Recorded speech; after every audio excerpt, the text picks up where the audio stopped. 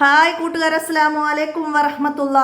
4ാം ക്ലാസ്സിലെ ഫിഖ്ഹുൽ ഇസ്ലാമിലെ first പാർട്ടിലെ അദ്ദർസ് James 5ാമത്തെ പാഠം ഇത്തഖുൽ ലഅനൈൻ. എന്താണ്? ശാപനിമിത്തമായ കാര്യങ്ങൾ നിങ്ങൾ സൂക്ഷിക്കുക. ശാപനിമിത്തമായ കാര്യങ്ങൾ നിങ്ങൾ സൂക്ഷിക്കുക. എന്താണ് ഈ ശാപനിമിത്തമായ കാര്യങ്ങൾ? പരിസ്ഥിതി മലിനീകരണം അത് ഒരു ശാപനിമിത്തമായ കാര്യമാണ്. അതിനെക്കുറിച്ചിട്ടാണ് നമുക്ക് ഈ പാഠത്തിൽ മനസ്സിലാക്കാനുള്ളത്. വീഡിയോയിലേക്ക് കടക്കാം. ബിസ്മില്ലാഹിർ റഹ്മാനിർ റഹീം. അപ്പോൾ നമ്മളുടെ ഫിഖ്ഹുൽ ഇസ്ലാമിലെയും തജ്വീദുൽ ഖുർആനിലെയും ദുറൂസുൽ ഇസ്ലാമിലെയും എല്ലാ പാഠങ്ങളും നമ്മൾ മുമ്പ് അപ്ലോഡ് ചെയ്തിട്ടുണ്ട്. അപ്പോൾ അതിൽ എന്തെങ്കിലും മാറ്റങ്ങളോ എന്തെങ്കിലുമൊക്കെ കാണുകയാണെങ്കിൽ നിങ്ങൾ തീർച്ചയായിട്ടും അറിയിക്കണം. ഇതുപോലെ നമുക്ക് വീഡിയോ മാറ്റി ചെയ്യണം ഇൻഷാ അല്ലാഹ്. അപ്പോൾ നമുക്ക് ഇവിടെ പാഠഭാഗത്തിൽ ആദ്യം ഒരു പത്ര കട്ടിംഗ് ആണ് വന്നിട്ടുണ്ട്. പുഴ മലിനമായി എന്നതിനെ കുറിച്ചിട്ട് പത്രത്തിൽ വന്ന ഒരു വാർത്തയാണ്. നമുക്കതൊന്ന് വായിക്കാം.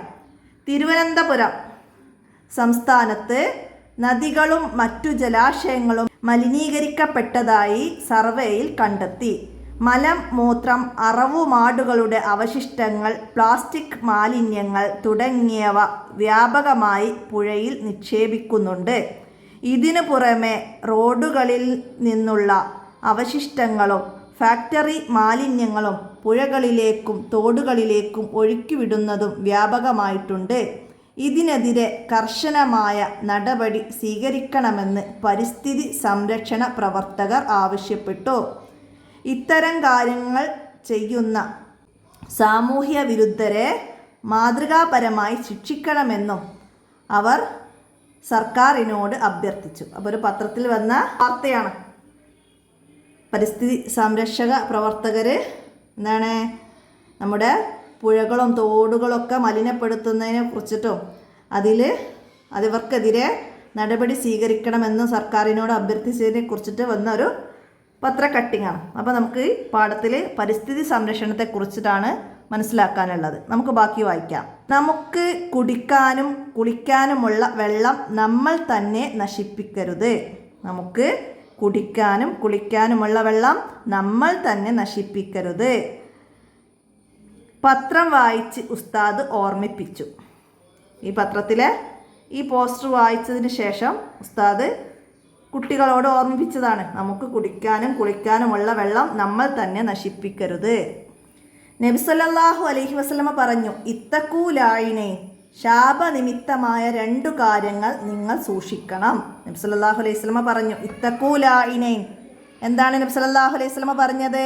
ശാപനിമിത്തമായ 2 കാര്യങ്ങൾ നിങ്ങൾ സൂക്ഷിക്കണം. ഇത്തഖൂ ലഅനൈൻ അർത്ഥം എന്താന്ന് വരും. അപ്പോൾ നമുക്കിത് എഴുതാൻ കഴിയണം. ശാപനിമിത്തമായ 2 കാര്യങ്ങൾ നിങ്ങൾ സൂക്ഷിക്കുക. എന്താണ് ഈ ശാപനിമിത്തമായ 2 കാര്യങ്ങൾ? എന്താണ്?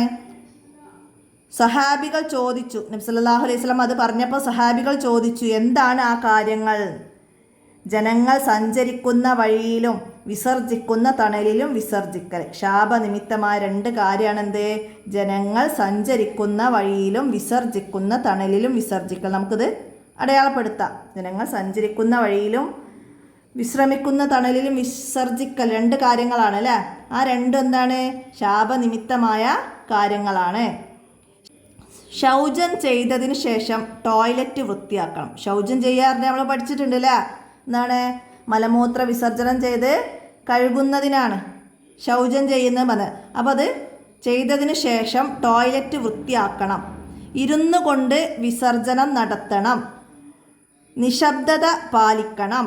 നജസ് വൃത്തിയാവുന്ന രീതിയിൽ വെള്ളം ഉപയോഗിച്ച് നല്ല പോലെ ശൗചം ചെയ്യണം. നജസ് വലിച്ചെടുക്കുന്ന കല്ല്, ടിഷ്യൂ പേപ്പർ മുതലായവയും ശൗചത്തിന് ഉപയോഗിക്കാവുന്നതാണ്. ഉസ്താദ് തുടർന്നു. എന്താണ് ഇവിടെ പറയുന്നത്? ശൗചം ചെയ്തതിനു ശേഷം ടോയ്ലറ്റ് വൃത്തിയാക്കണം. ഇരുന്നു കൊണ്ട് വേണം വിസർജനം നടത്താൻ. നിശബ്ദത പാലിക്കണം. നജസ് വൃത്തിയാവുന്ന രീതിയിൽ വെള്ളം ഉപയോഗിച്ച് നല്ല പോലെ ശൗചം ചെയ്യണം. ഇനി വെള്ളം ഇല്ലെങ്കിലോ നജസ് വലിച്ചെടുക്കുന്ന കല്ല്, ടിഷ്യൂ പേപ്പർ മുതലായവയും ശൗചത്തിന് ഉപയോഗിക്കാവുന്നതാണ്. അപ്പോൾ ശൗചത്തിന് ഉപയോഗിക്കാവുന്ന വസ്തുക്കൾ കല്ല്, ടിഷ്യൂ പേപ്പർ കേട്ടോ, അടയാളപ്പെടുത്തുക. ഉസ്താദ് തുടർന്നു. പൊതുവഴി, വിശ്രമസ്ഥലം, പുഴ, കുളം തുടങ്ങിയ സ്ഥലങ്ങളിൽ വിസർജിക്കരുത്. അവ മലിനപ്പെടുത്തുകയും അരുത്. പൊതുവഴി അല്ലേ? റോഡാണ് പൊതുവഴി എന്ന് പറയുന്നത്.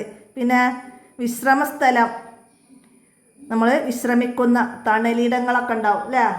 തണലുള്ള സ്ഥലത്തൊക്കെ ആളുകൾ കൂടിയിരുന്ന് വിശ്രമിച്ച് സംസാരിച്ചൊക്കെ ഇരിക്കുന്ന സ്ഥലം ഉണ്ടാവും, അതാണ് വിശ്രമസ്ഥലം.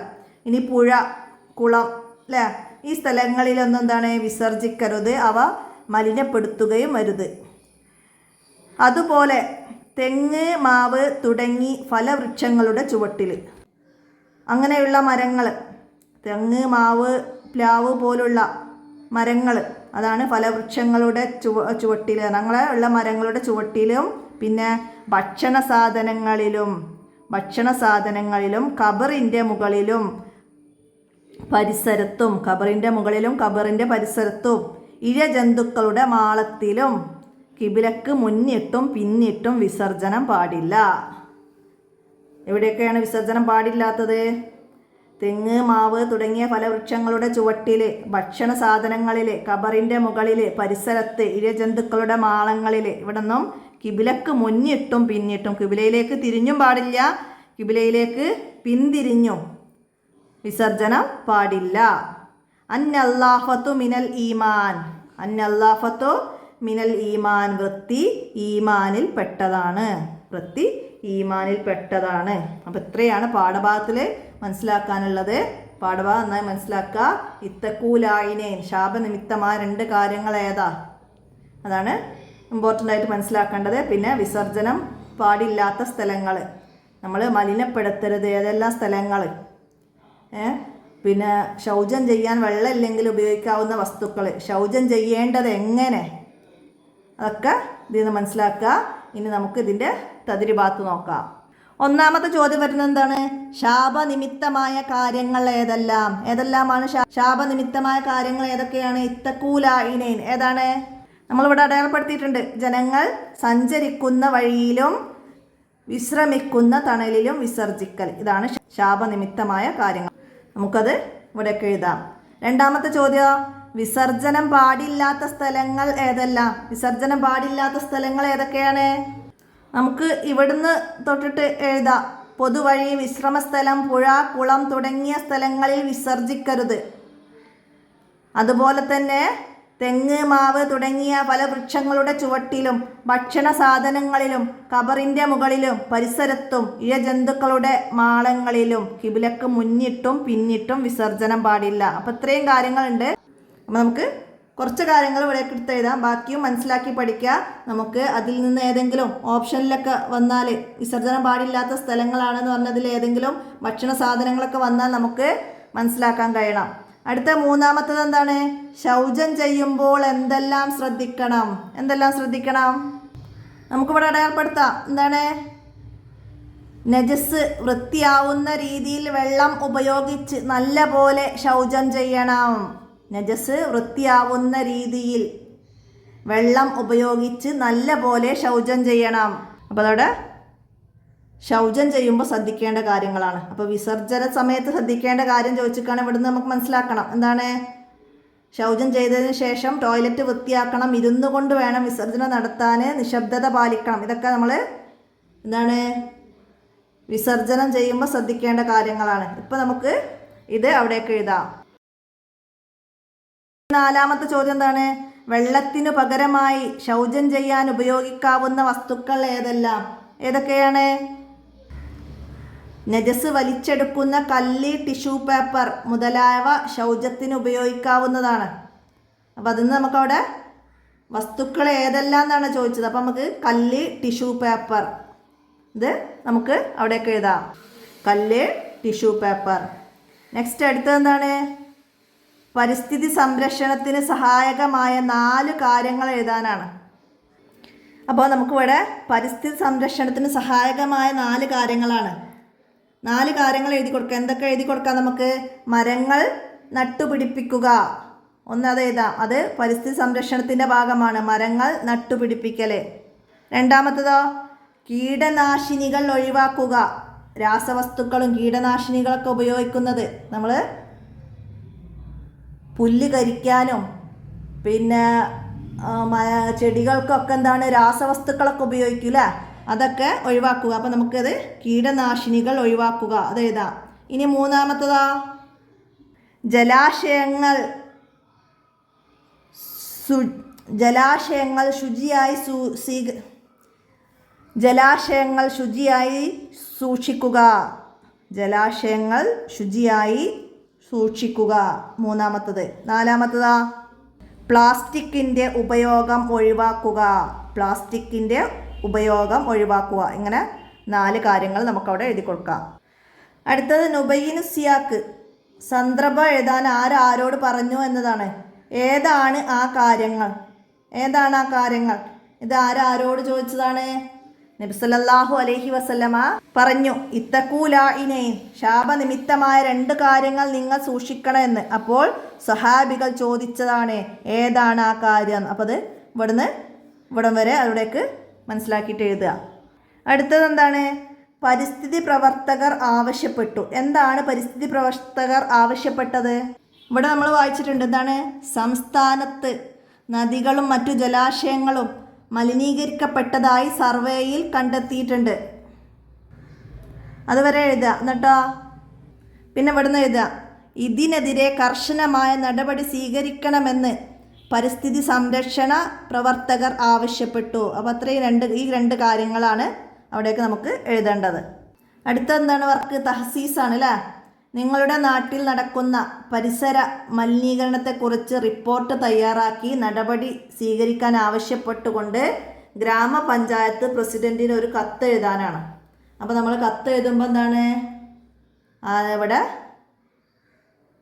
ആർക്കാണ് എന്ന് എഴുതും?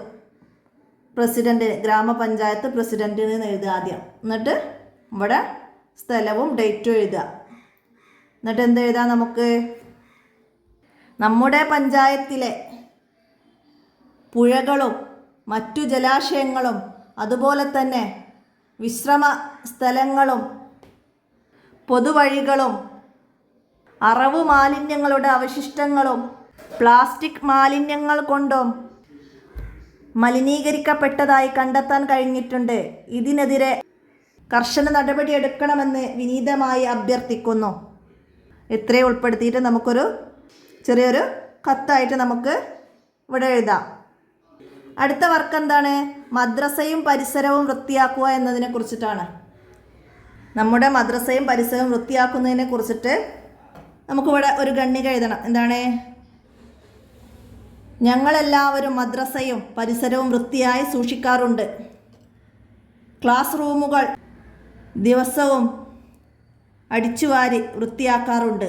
നമ്മുടെ ക്ലാസ്സിൽ ഒരു വേസ്റ്റ് ബാസ്ക്കറ്റ് വെച്ചിട്ടുണ്ട്. മദ്രസയുടെ പരിസരത്ത് വെള്ളം കെട്ടി നിൽക്കുന്നതൊക്കെ തടയാനുള്ള എല്ലാ ശ്രമങ്ങളും ഞങ്ങൾ ചെയ്യാറുണ്ട്. മദ്രസയുടെ ടോയ്ലറ്റ് ഞങ്ങൾ വൃത്തിയായി സൂക്ഷിക്കാറുണ്ട്. അപ്പോൾ ഇത്രയൊക്കെ ചേർത്തിട്ട് നമുക്കവിടെ ഒരു കുറിപ്പ് അവിടെ എഴുതി കൊടുക്കാം. ഇനി അടുത്ത എന്താണ്? നതഅഹദ എന്താണ്? പ്രതിജ്ഞയാണ്. ഇവിടെ താഴെയുള്ളത് വായിച്ച് ഇവിടേക്ക് പകർത്തി എഴുതണം. ഇതൊരു പ്രതിജ്ഞയാണ്. ഞാൻ പരിസരം മലിനമാക്കുകയില്ല. ജലാശയങ്ങളും വഴികളും നിരോധിക്കപ്പെട്ട മറ്റു സ്ഥലങ്ങളും മലമൂത്ര വിസർജനം ചെയ്യുകയില്ല. വീട്, പരിസരം, മസ്ജിദ്, വിദ്യാലയങ്ങൾ എന്നിവയെല്ലാം ഞാൻ വൃത്തിയായി സൂക്ഷിക്കുകയും എൻ്റെ ശരീരവും വസ്ത്രവും ഉപകരണങ്ങളും വൃത്തിയുള്ളതായിരിക്കാൻ ഞാൻ എപ്പോഴും ശ്രദ്ധിക്കും. പരിസര ശുചിത്വത്തിൽ ഞാൻ കൂടുതൽ ശ്രദ്ധ ചെലുത്തും. ഇതൊരു പ്രതിജ്ഞ പറഞ്ഞുകൊണ്ട് അത് താഴോട്ട് പകർത്തി എഴുതാനാണ് ഇവിടെ വന്നത്. അപ്പോൾ ഇത്രയാണ് ഈ 5ാമത്തെ പാഠമായ ഇത്തഖൂലാഇനയിൽ നമുക്ക് മനസ്സിലാക്കി പഠിക്കാനുള്ളത്. അപ്പോൾ എല്ലാവരും മനസ്സിലാക്കി പഠിക്കുക, ഉപകാരപ്പെടുത്തുക, വീഡിയോ കൂട്ടുകാർക്ക് ഷെയർ ചെയ്തെടുക്കുക. നമുക്ക് അടുത്ത പാഠവുമായി അടുത്ത വീഡിയോയിൽ കാണാം. അസ്സലാമു അലൈക്കും വറഹ്മത്തുള്ളാഹി.